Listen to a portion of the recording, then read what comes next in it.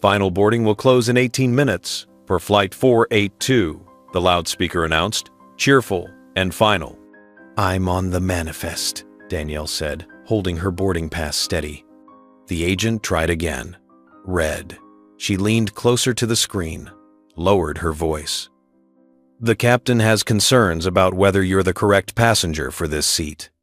A man behind Danielle shifted, sighed. Another traveler stopped watching. The agent's hand hovered over the keyboard, then withdrew as if touching it might say too much. The jet bridge inched inward. The red light stayed red. 18 minutes. Have you ever followed every rule, only to be told you don't belong there? Where are you listening from right now? What country? What city? What moment in your day? If stories about justice, dignity, and quiet courage matter to you, consider subscribing so you don't miss the next one. Because what happens next isn't about a flight. It's about how power tests patience, and what it costs to stand still when the door starts to close. The gate agent didn't meet Danielle's eyes this time. She angled the monitor away, as if the screen itself might betray her. "This seat is usually reserved for our premium travelers," she said, smoothing the words into something polite enough to pass. There may have been a system error. Danielle didn't move her boarding pass. The card felt lighter now, like it had already lost weight. She glanced past the agent, toward the jet bridge. The metal tunnel hummed with conditioned air, its rubber seams breathing in and out. A strip of yellow tape along the wall curled at the edge. Old, replaced once, then forgotten. "Which system?" Danielle asked. The question wasn't confrontational. It was precise. The agent blinked. "I'm sorry?" "Which system flagged it?" Danielle repeated, her voice even. "Passenger verification or seat assignment?" A man 2 steps behind Danielle shifted his backpack from one shoulder to the other. Someone else coughed. The space around the podium grew tighter, as if the queue had decided to hold its breath together. The agent's fingers hovered over the keyboard. "It's both," she said finally. "Sometimes it happens. Sometimes." The word floated between them, doing the work of a reason without being one. Danielle nodded once. She took in the small details the way she always did when a room changed temperature, the scuffed corner of the podium, the laminated safety placard bolted to the wall near the jet bridge entrance. The placard listed steps in block letters. The date at the bottom was older than it should have been. She noticed the typeface, the way the laminate had bubbled near the screw. Behind her, someone murmured, "What's going on?" "It's probably a mistake," another voice said, louder, kinder than it needed to be. The loudspeaker crackled again. "Final boarding will close in 15 minutes. 15. The number pressed against Danielle's ribs. Not fear pressure, the kind that demanded a decision without offering information. She reached into her bag and took out a thin notebook, the cover worn soft from travel. It opened easily to a page already creased. Across the top, in her own handwriting, a line read, "Audit human factors." She didn't look down for long. She didn't need to. The words were muscle memory. "Before the door closes," Danielle said, "can you confirm which checklist the captain is referencing?" The agent's mouth parted, then closed. "Ma'am, I don't." "I'm not asking you to interpret it," Danielle added gently. "Just which one?" A pause. Not the dramatic kind. The practical kind that happened when someone weighed the cost of asking a question up the chain. The agent glanced toward the jet bridge, then back at the screen. "I'll check," she said, already reaching for the phone. "But if the door closes—" "I know," Danielle said. "Time doesn't change protocol. Donil, they have with brevedating now, trialed in this body, to matter, and report." The agent stiffened at that. The phrase sounded rehearsed, but it wasn't. It was simply true. A few feet away, Jason Liu raised his phone slightly, angling it so the lens caught the podium, the red glow of the scanner, the half-open mouth of the jet bridge. He didn't hit live. Not yet. He watched the clock on the screen tick down to 14 minutes and pressed record without a sound. The agent spoke into the phone in a voice that tried to be invisible. "Hi, Captain Hale. I have a passenger at the gate with a verification issue." Danielle heard the word issue and felt its elasticity, how it could stretch to fit anything. "Yes," the agent continued. "She's asking which checklist." She listened, nodded, listened again. Her shoulders rose and fell once. When she hung up, she didn't smile. "The captain is concerned about safety," she said. The sentence had weight because it carried authority without explanation. "Until he's satisfied, I can't clear the pass." Danielle's gaze returned to the placard. She traced the line where the laminate had bubbled, the place where a corner peeled back. Human factors, fatigue, assumptions, the quiet places where errors like to live. "I understand safety," Danielle said. "That's why I'm asking." The agent shifted her stance, blocking the scanner without meaning to. The red light pulsed, patient and unarguable. Behind Danielle, a woman whispered, "Is this really happening?" Jason's phone caught the whisper. The red light, the yellowed placard. He zoomed slightly, then stopped. "Not yet." The jet bridge hissed and drew in another inch. The gap narrowed. 14 minutes. Danielle folded the notebook, closed, and slid it back into her bag. She held her boarding pass the way someone holds a fragile thing, not tight enough to crease it, not loose enough to drop it. And who knows when the door will close? The loudspeaker didn't raise its voice. It didn't have to. "Final boarding will close in 12 minutes. Emily leaned closer to Danielle, close enough that the edge of the podium pressed into Danielle's hip. Her voice dropped into the space reserved for confessions and ultimatums. "We're at 12 minutes. If the door closes," she said, not finishing the sentence. She didn't need to. The jet bridge made the rest of it obvious, inching forward like a jaw. Danielle nodded once, not because she agreed, because she understood the shape of the threat. A man a few steps back cleared his throat.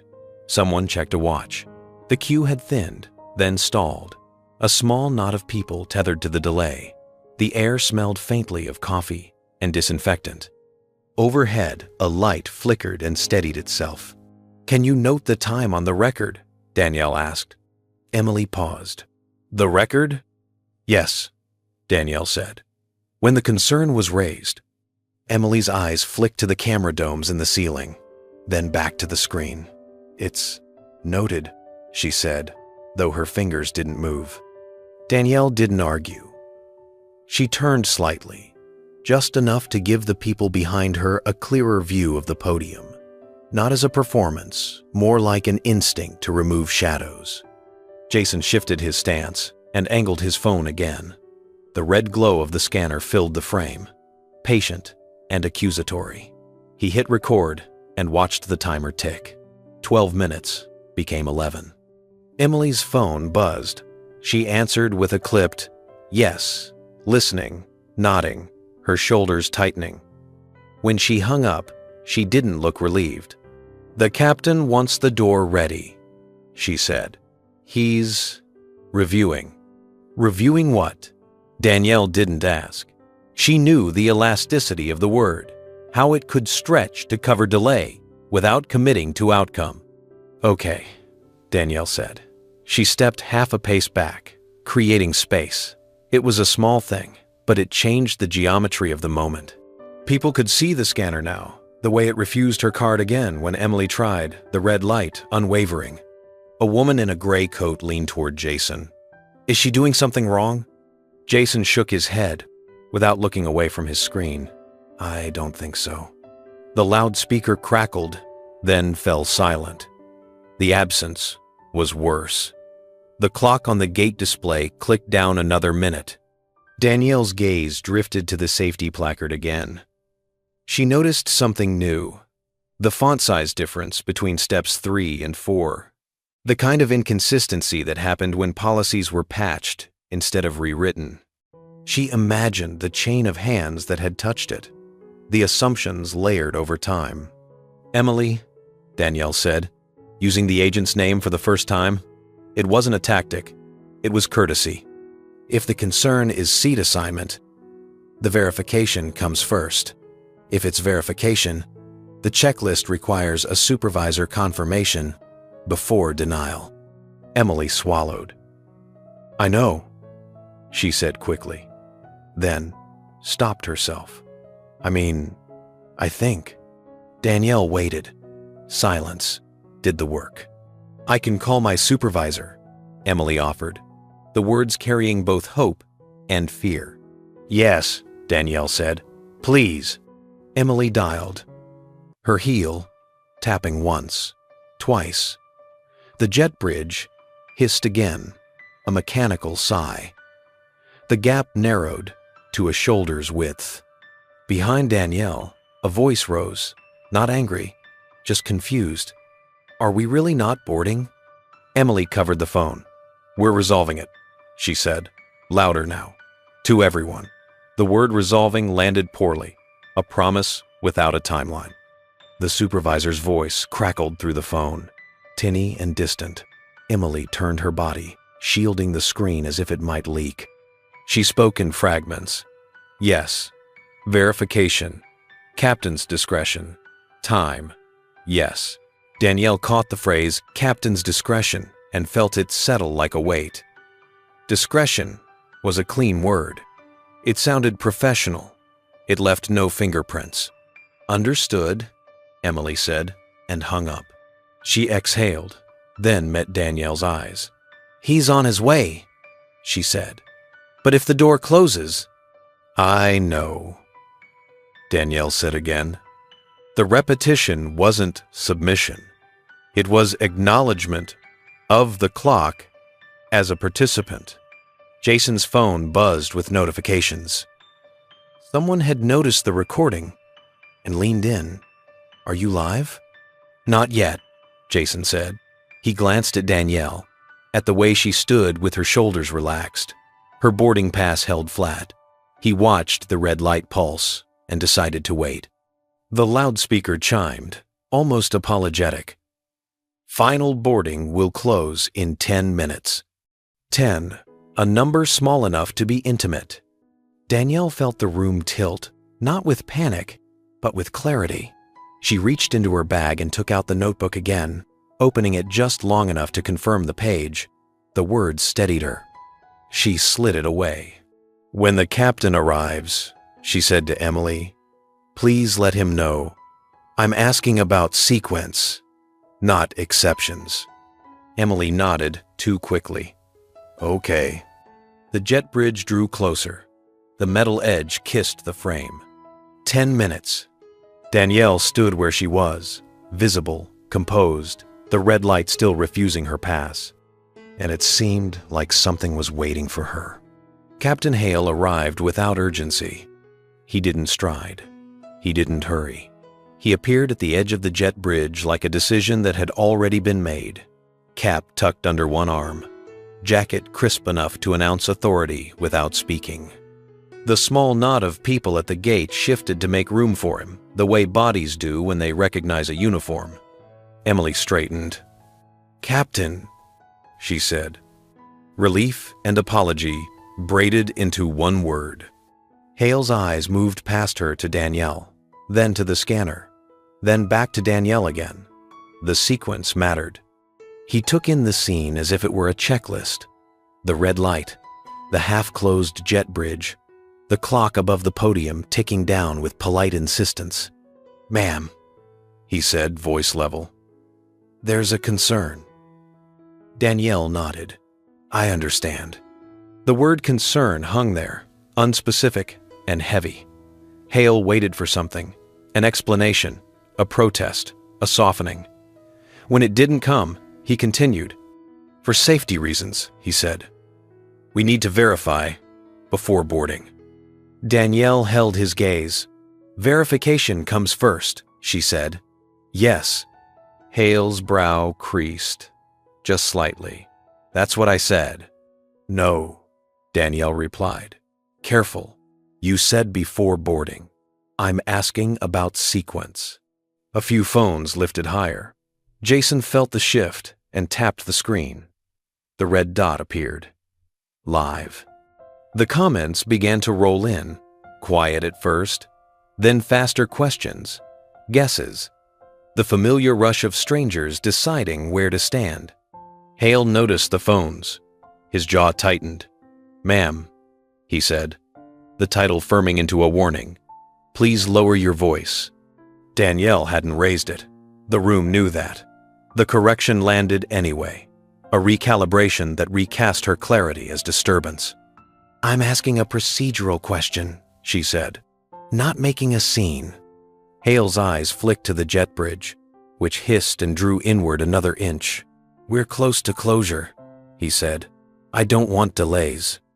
Emily stepped in, palms out. "We're at 9 minutes, she offered, as if time itself were an opinion.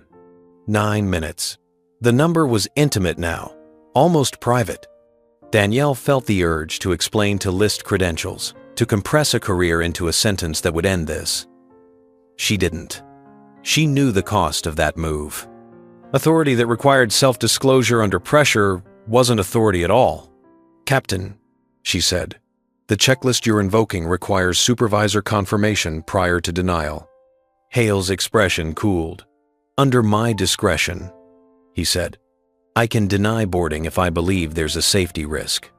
There it was. Discretion. The clean word again. The shield. Jason's livestream count climbed 5,000. Then more. A comment floated up and stuck. "Why is she being talked down to?" Another followed. "This doesn't look like safety." Hale saw the screen glow, reflected in the glass of the podium. "This isn't the place," he said, voice lower now. "You're becoming disruptive." The word landed like a gavel. Disruptive meant tone. Disruptive meant presence. Disruptive meant that the system had decided how to read her. Danielle took a breath. She let it be visible. Not for him, for herself. "I'm not," she said. "I'm asking for the step that comes before denial." A beat of silence stretched. It wasn't hostile. It was evaluative. Hale measured the room, the clock, the phones. He glanced at Emily, who looked back with something like worry. "Emily," he said, "hold the door." The jet bridge froze. The hiss cut off mid-breath. A ripple moved through the onlookers' relief, curiosity, impatience. The comments spiked. Jason steadied his phone, framing Hale and Danielle together now, equal in the shot. Hale turned back to Danielle.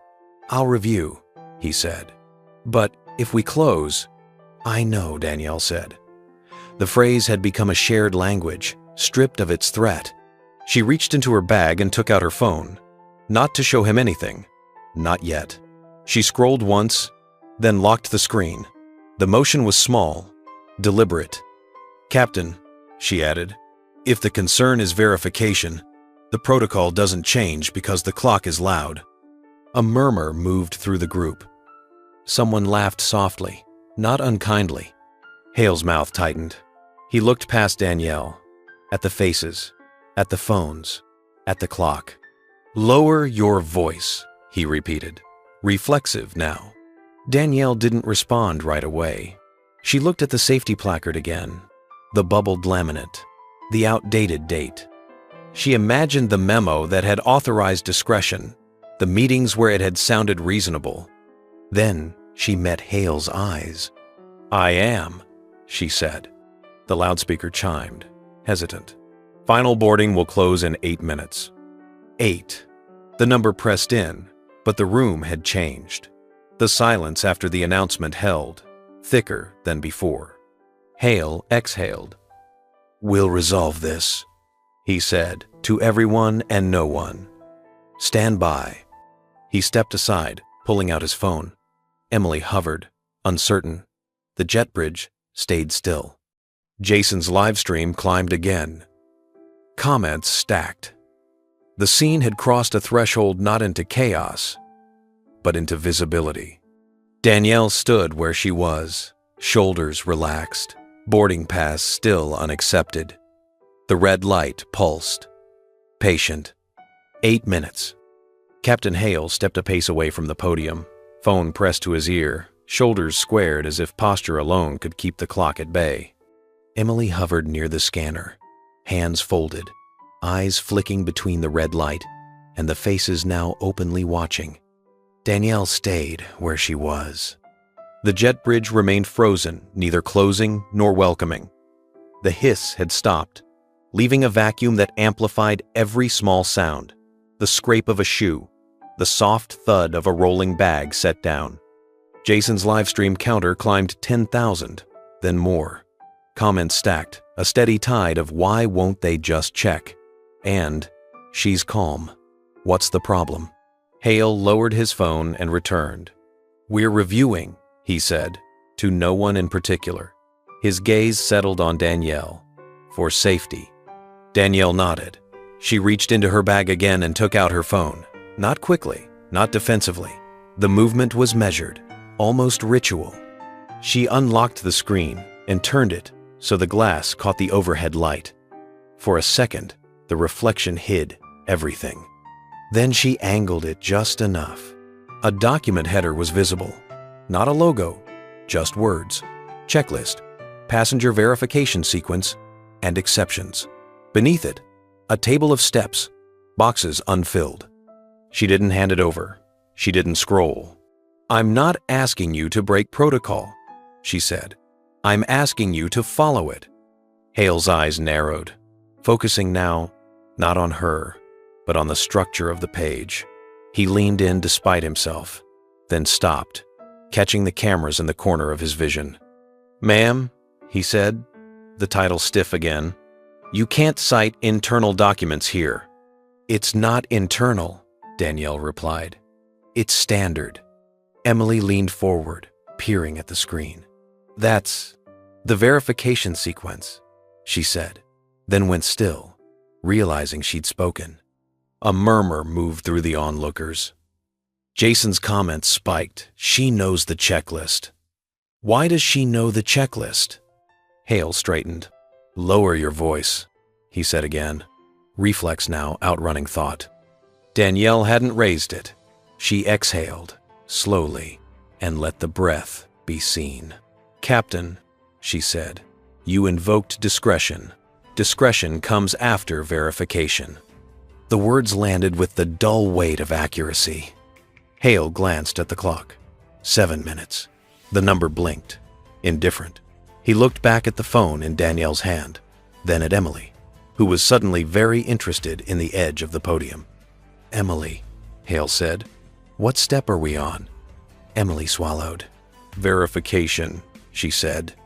Technically, Hale echoed, irritation threading his voice. "And what does the checklist require before denial?" Emily hesitated. The room waited with her. Jason felt the pause ripple through the chat messages, slowing, then clustering around a single word. "Say it." "A supervisor confirmation," Emily said. Hale closed his eyes for half a second. When he opened them, something had shifted.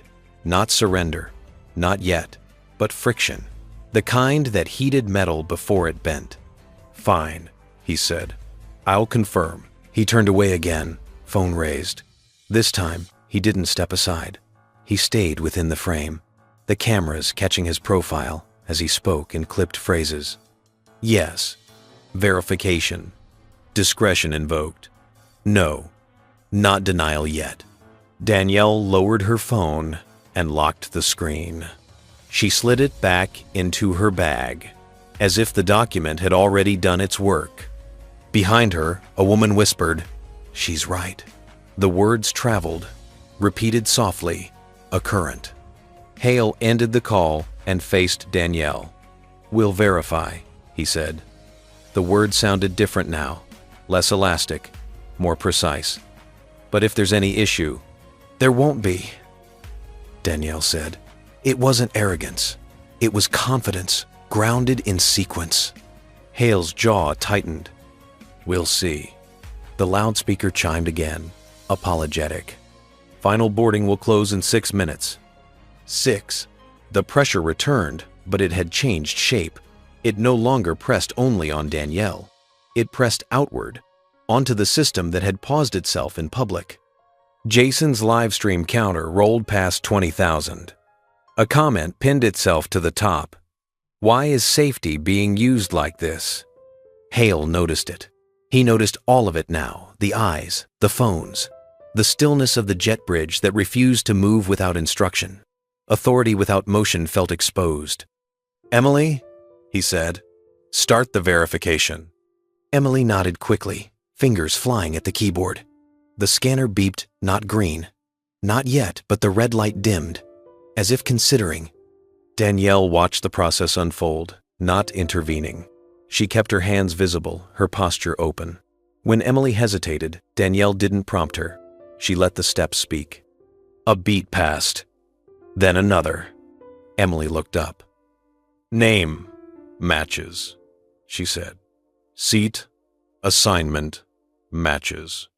Hale exhaled through his nose. "Continue." Emily did. The room leaned in as one. The jet bridge stayed still. The red light pulsed. Slower now. 6 minutes. Danielle met Hale's eyes. Not triumph, not challenge, just expectation. The midpoint had shifted. The question was no longer, who is she? It was, what happens now that she's right? The captain's voice cut through the terminal before anyone saw him lift the handset. "Gate, this is the captain. We are 6 minutes from door closure. Please resolve immediately." The intercom flattened everything faces, intentions, the careful distinctions Danielle had drawn. 6 minutes was no longer a suggestion. It was an order dressed as time. Emily's fingers hovered over the keyboard. The verification screen glowed. Fields half filled, the cursor blinking like a dare. She glanced at Danielle, then at Captain Hale, who had stepped closer again, the uniform reclaiming the space it had briefly lost. "Proceed," Hale said. Not loud, certain. Emily clicked. The scanner beeped a neutral tone, not green, not red. The jet bridge stayed still, obedient to no one. Jason's live stream surged past 20,000. The comments changed texture, less guessing, more judgment. Why is the captain rushing? 6 minutes isn't safety. Someone pinned a clip of the intercom call. Authority. Replayed. Hale noticed the phones again. He set his jaw and turned to Danielle.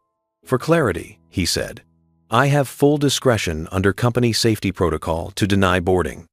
The sentence was practiced. It had probably ended conversations before. Danielle nodded once. "Understood." The acknowledgement disarmed a few people. It didn't disarm the system.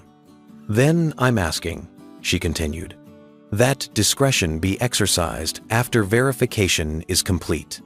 Hale's eyes flicked to the screen. Emily swallowed and kept clicking. The cursor moved. A field filled. Another blinked. "Emily," Hale said. "How much time?" Emily checked the clock.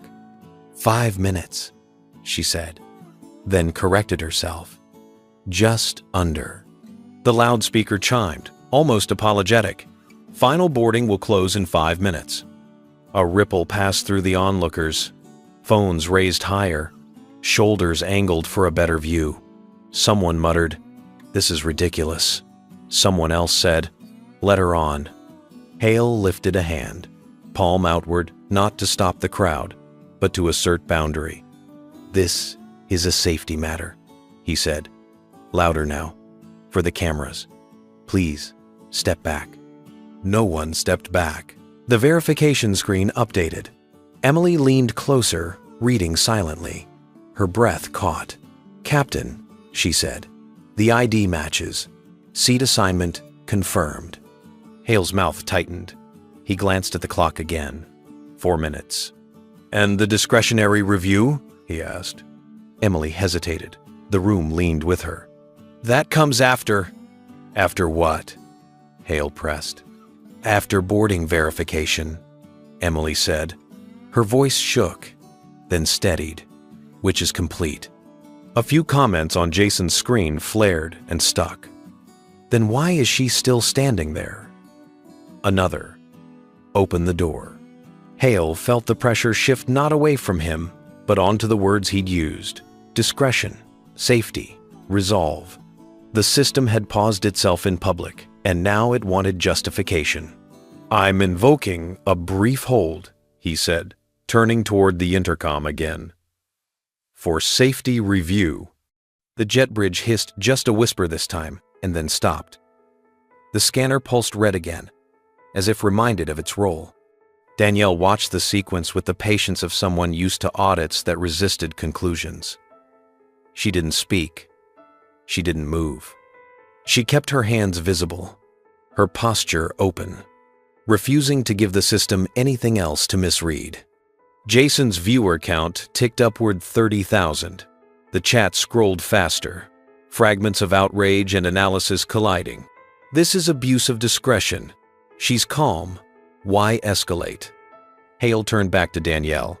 "Ma'am," he said, returning to the formal address, "for everyone's benefit, I need you to step aside while we review." The request sounded reasonable. It wasn't. Danielle felt the weight of it, the subtle exile, the way stepping aside would reframe everything. She shook her head, slow and respectful. "I'll remain here," she said, "so the process stays visible." A beat of silence followed. Not defiance, clarity. Hale's nostrils flared. "You're making this difficult." "I'm making it accurate," Danielle replied. The loudspeaker chimed again. "Final boarding will close in 3 minutes." 3. The number cut sharp. Hale looked around the phones, the still jet bridge, the blinking cursor on the verification screen that had nowhere left to go. He felt the room's expectations settle on him like a verdict waiting for evidence. "Emily," he said, quieter now. "Document the hold."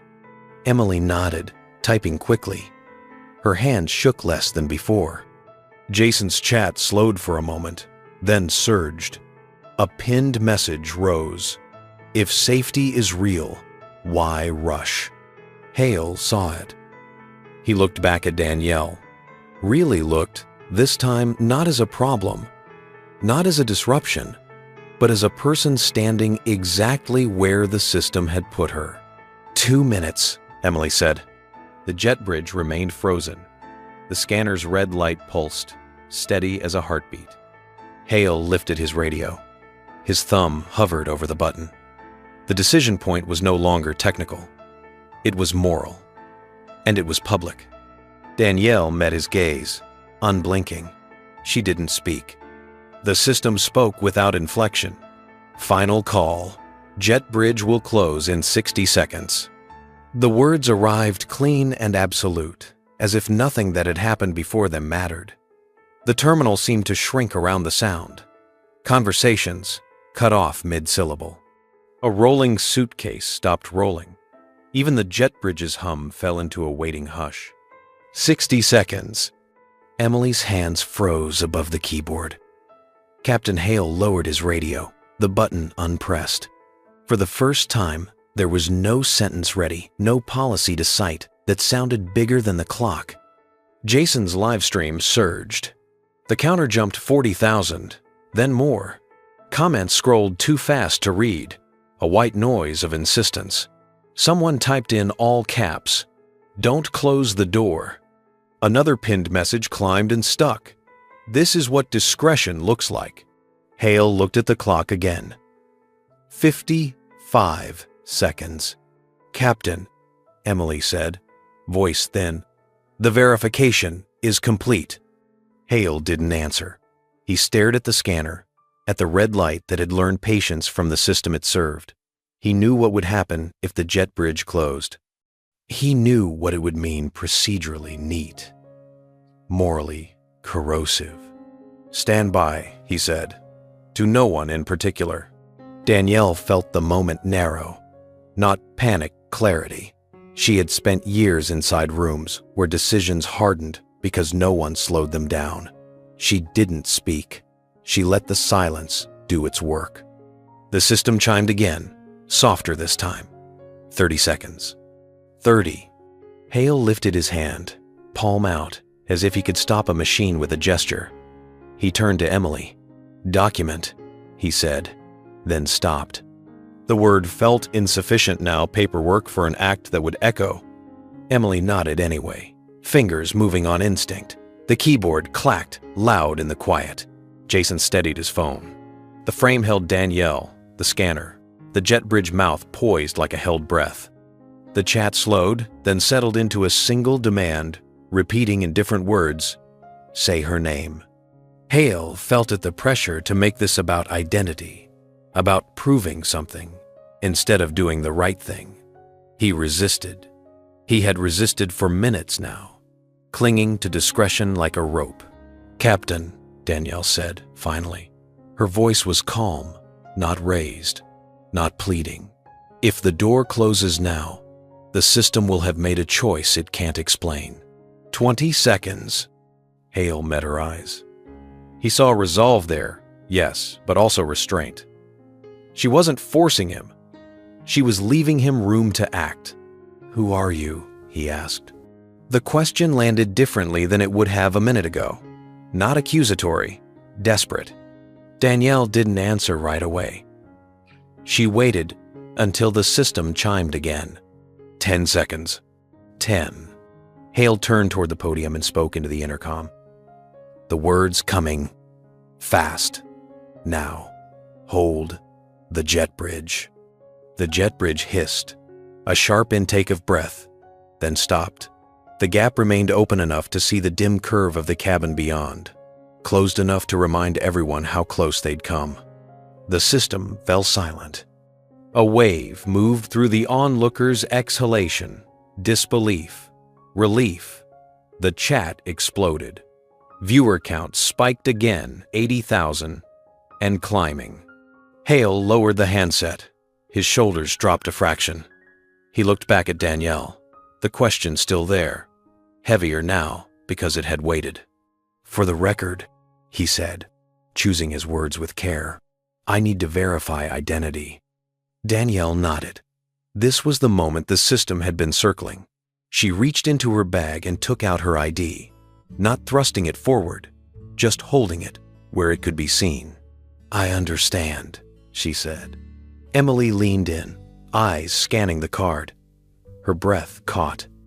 She looked up at Hale, then back down, then up again. "Captain," she said quietly, "the name matches the audit firm on the document." The room tilted, not with shock, but with recognition. Pieces aligned. Hale felt the ground shift under his feet. The discretion he'd leaned on now leaned back, demanding accountability. "Proceed," he said, his voice lower than before. Emily typed. The scanner beeped, not green yet, but closer. The red light dimmed, as if conceding ground. Jason's chat pinned a new message. "Let her speak." Danielle met Hale's gaze. She didn't smile. She didn't gloat. She waited. The jet bridge remained open. The system stayed quiet. For the first time since the scanner flashed red, time stopped being a weapon and became a witness. That stillness didn't resolve the moment. It passed it forward. Emily's fingers hovered, then stilled. She looked at the ID again, then at the name on the screen, then back at Danielle, as if the order mattered. Around them, the terminal seemed to lean closer, the way rooms do when something irrevocable is about to be said. "Captain," Emily said, her voice barely above the keyboard's hum. "The firm on the document Aegis Aviation Audit, it matches." Hale didn't respond right away. He stood very still, eyes fixed on the scanner, as though the red light might tell him what to do next. The jet bridge waited, mouth open, no longer threatening, simply present. "For clarity," he said at last, turning to Danielle, "state your role." The question landed cleanly. Not hostile, not kind, procedural. Danielle took a breath. She didn't fill it with credentials. She didn't reach for her phone. She looked at Hale, then at Emily. Then briefly, at the cluster of phones raised like a second ceiling. "I'm Danielle Moore," she said. Her voice was steady, unadorned. "I run the firm that audits these protocols." The sentence ended, and the room did not immediately resume. There was a pause, 3, maybe 4 seconds, where no one spoke, where the live stream chat stalled into a wall of ellipses and shocked silence. The power in the space didn't spike, it inverted. Hale felt it first. The weight he'd been leaning on, discretion. Authority shifted under him, becoming something that looked back. He swallowed. Once. The movement was small, but the cameras caught it. Emily's eyes widened, then softened with recognition. "Captain," she said. The checklist header. "I know," Hale cut in, then stopped himself. He closed his eyes for a beat. When he opened them, the room saw the recalibration happen in real time. Jason's viewer count leapt past 80,000. Comments flooded in. Fast. And reverent now. That explains it. She knew the steps. Opened the door. Hale turned to the intercom, then hesitated. He looked at the clock, no longer blinking warnings, just time. He looked back at Danielle. "Proceed with boarding," he said. Emily's hand moved. The scanner beeped green this time, clear and unmistakable. The sound cut through the terminal like a bell. A ripple passed through the crowd gasps, applause that started and stopped as people remembered where they were. The jet bridge hissed and opened wider, the mechanical sigh of a system changing its mind. Danielle didn't move right away. She watched the green light settle, as if to be sure it would stay. "Thank you," Emily said, breathless. She meant more than the words. Hale cleared his throat. "Miss Moore," he said, formal again, but altered. For the record, the concern was safety, Danielle said, gently. "I know." Danielle said. She stepped forward then, boarding pass accepted, the gate opening to her like it should have all along. She paused at the threshold, half in the terminal, half in the jet bridge, occupying both spaces for one last moment. Hale met her gaze. The uniform no longer did the talking. "We'll need to document," he said. "Yes," Danielle replied. "You should." The jet bridge lights reflected off the glass behind them, doubling their silhouettes. Phones dipped, then rose again, capturing the image, the door open, the decision visible. Danielle turned and walked into the jet bridge. The metal walls closed around her, softer than before. The hum, now a welcome. Behind her, the system resumed its ordinary rhythm boarding announcements, footsteps, the low murmur of a crowd processing what it had just seen. Hale stood at the gate a moment longer, watching the green light hold. He exhaled, slow. Inside the jet bridge, the sound changed. The terminal's murmur thinned into a softer, contained hum. The metal walls absorbed voices, turning them into echoes that arrived late and gentle. Danielle took a few steps forward, then stopped. The boarding line behind her stalled, respectful, uncertain. "Miss Moore," Captain Hale's voice carried differently here lower, stripped of the intercom's authority. He had followed her just far enough to be out of frame for most phones. The live stream continued somewhere behind them, but the heat had receded. What remained was gravity. Danielle turned. Hale held his cap under his arm now, the gesture unconscious. "May I?" he asked, indicating the sidewall where the jet bridge widened slightly. She nodded. They stepped aside, leaving a narrow aisle open for boarding to resume. The green light on the scanner behind them held steady, a small mercy. "I didn't intend," Hale began, then stopped. He exhaled and tried again. That wasn't how it should have gone. Danielle didn't fill the silence. She waited, the way she did in debriefs, when the truth needed space. Hale's eyes dropped to the floor, then lifted. "My mother," he said, the word sounding unfamiliar in his mouth. "Years ago. Different airport, different reason, same look." He paused, swallowing. They told her it was policy. She stood there with her bag like it weighed too much. I remember thinking, if I'd been older, if I'd had the uniform, then it wouldn't have happened. The jet bridge hummed. A cart rattled past behind them, carrying a family toward the cabin. Boarding continued, ordinary and fragile. Danielle felt the shared wound register, not as absolution, not as permission, but as context. "I'm sorry," she said. It wasn't a forgiveness. It was recognition. Hale nodded once, grateful and diminished at the same time. When the clock started yelling, he said quietly, "I chose speed over sequence." Danielle met his eyes. "That's how systems teach us," she said. "They make urgency feel like safety." Behind them, footsteps paused. Emily approached, holding a tablet close to her chest. Her voice was careful. "Captain, operations is on the line." Hale took the tablet. The voice on the other end was calm, clipped.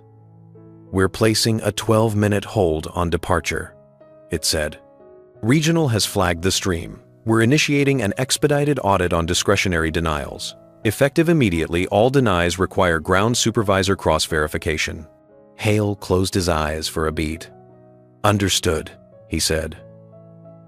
Emily's shoulders dropped a fraction. "They want documentation now," she added. "And a notice to the crew." "Do it," Hale said.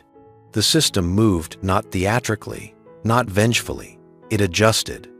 Danielle watched the exchange, the way policy shifted when light stayed on it long enough. "That's good," she said. "It'll help." Hale nodded. "It should have been there already." The boarding line thinned. The jet bridge felt larger, quieter. Phones lowered as the story's center of gravity moved inward. Hale hesitated, then spoke again. "I owe you an apology," he said. The word landed without ceremony. "Not because of who you are, because of what I did." Danielle considered him. The apology mattered, but not as a performance. "Document it," she said, "and mean it tomorrow." A faint smile touched his mouth, then disappeared. "I will." She reached into her pocket and took out the boarding pass. The red stamp from earlier had bled slightly at the edge. She smoothed it once with her thumb, then folded it in half, not sharply, just enough to mark the moment. She slipped it back into her pocket. Behind them, the jet bridge lights dimmed to boarding mode. A flight attendant passed, offering a nod that carried both welcome and witness. Hale stepped back, restoring the distance. "Safe travels," he said. Danielle inclined her head. "Fly safe," she replied. As she moved forward again, the system resumed its rhythm announcements. Footsteps, the low, living noise of transit. The live stream's urgency drained into commentary and replay. Hale remained where he was for a moment longer, cap still under his arm, watching the green light hold. The system had recorded everything, but for the first time that night, it had also learned something. The cabin smelled like recycled air and fabric warmed by bodies settling into routine. Danielle slid into her seat and felt the small, ordinary resistance of an armrest under her elbow. Around her, people stowed bags, buckled belts, murmured to strangers who would remain strangers. The plane resumed its life as if it hadn't paused at all. She set her bag beneath the seat and sat back. The overhead light clicked on, then off. A flight attendant moved down the aisle, voice practiced and calm. Safety card, seatbelt, exits. The words were familiar, almost comforting in their repetition. Danielle took the boarding pass from her pocket. The paper was creased now, folded once and unfolded again. The red stamp had bled slightly where her thumb had pressed it earlier.